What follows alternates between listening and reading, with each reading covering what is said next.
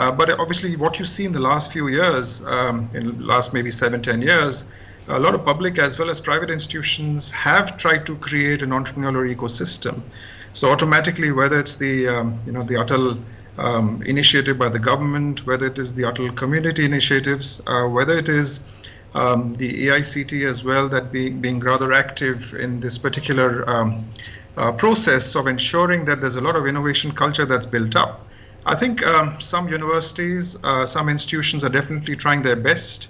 But at the same time, it does, I feel, require a psychological change. It's not just about the kind of training and the skill sets that we can provide. Yes, we can make them problem solvers. Yes, we can make them critical thinkers. But at the same time, the risk-taking capability is something that we have to be able to further enhance as well. That's something that is predominantly something that needs to be ideally focused on. Absolutely. Let's ask Mr. Sanjeev Sethi about it. You being an entrepreneur, do you think the mindset of people have changed? They're ready to take the risk and, try to do something beyond being a traditional job consumer right now?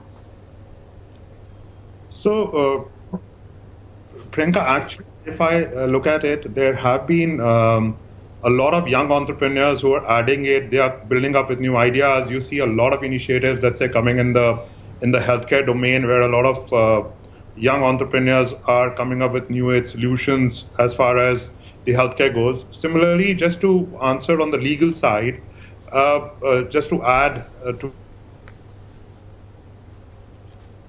I think we are getting some technical glitch there. Let's go to Dr. Pradeep from Kurukshetra School of Law, Sharda University. Sir, do you think there has been mindset change in people, as Vishal pointed out, that for young entrepreneurs to come out in the country, we need the change in mindset of the students?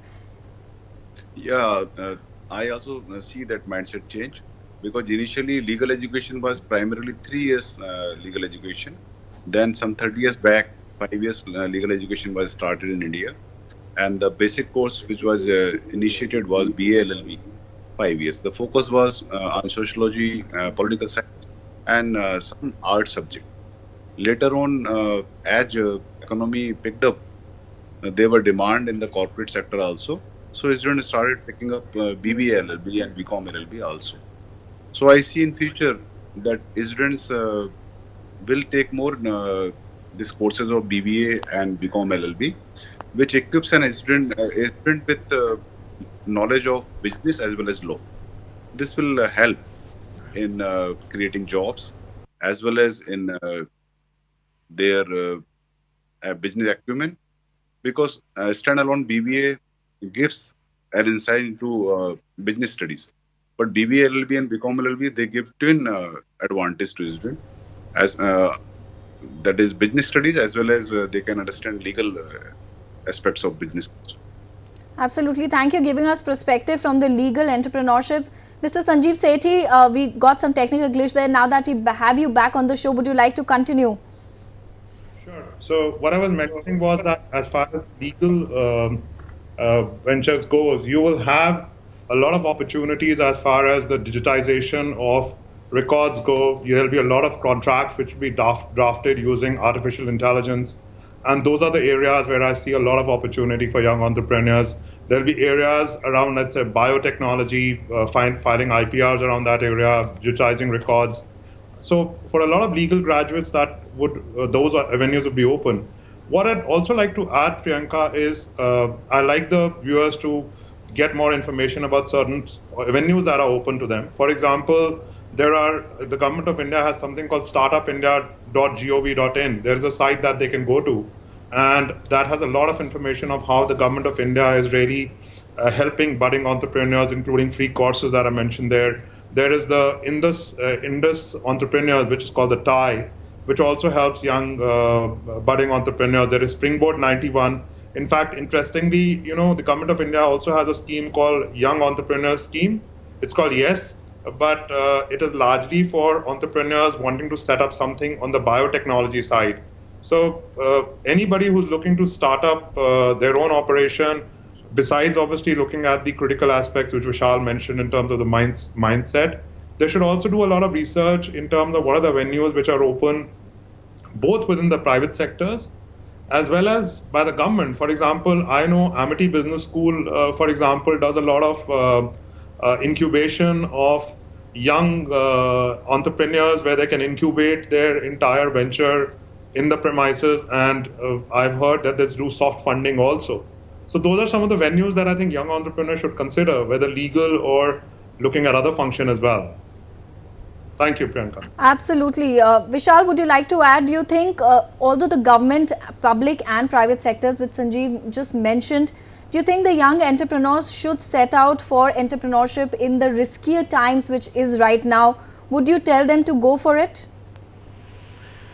Well, I think it's definitely a challenging situation. I think the circumstances would definitely drive a lot of people. We really don't know how organizations would manifest. We really don't know how medium enterprises, small enterprises, the bigger enterprises, how would it shape up? What decisions will they make going forward in the next 6-8 months? I mean, if you look at certain industries, if you look at tourism, if you look at consumer products, if you look at aviation, if you look at oil and gas, all these industries, are supposed to be, face a slight, a tough time in the next 6-8 months. That's what the predictions are. That's what research suggests. It's not something that I'm actually mentioning only.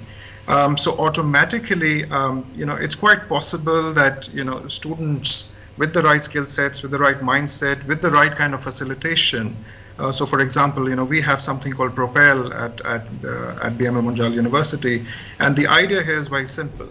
Whether we look at it from an automation perspective, whether we look at this whole advancement of automation that's happening, the robotics piece, the AI piece, the machine learning piece, that would have obviously led to a certain kind of changes in circumstances and job profiles. And at the same time, the fear of, some people with certain skill sets not necessarily, having their jobs. What you now have to realize is that it's not just about the AI and the robotics. It's also now about, a double kind of shock that has come to the system, which now is quite different. In this case, we really don't know. We can't obviously see the virus with the naked eye. So my, whole premise here is that, it's quite possible that a lot of facilitation towards entrepreneurship, and we as universities, we as higher education institutions have to be able to facilitate that. I think the time has come now. Who would have imagined that a lot of universities, a lot of schools would have actually gone online within 3 days to be able to offer and sustain their curriculum, sustain their timetables, but it happened. And we all felt that traditional university setups wouldn't necessarily do that. But the fact is that we've done that. A lot of spaces that I believe there'll be a definite scope for startup talent, would definitely scope for entrepreneurs to play a role, would definitely be education technology, would be, of course, in the medicine and health. If you look at what's happening now, and if you look at what's in front of us, health, medicine, these are ripe for disruption, and I feel there'll be a lot of avenues for entrepreneurship there as well. Communication technology, right? This whole concept of social distancing will manifest itself in various ways even after this crisis subsides. So that's what I believe. Yes, absolutely. Information and communication technology is really important in the current scenario. If I could ask Dr. Pradeep, it has said to be the golden period for legal entrepreneurship. How do you see things being affected there, considering the challenges Vishal just pointed out?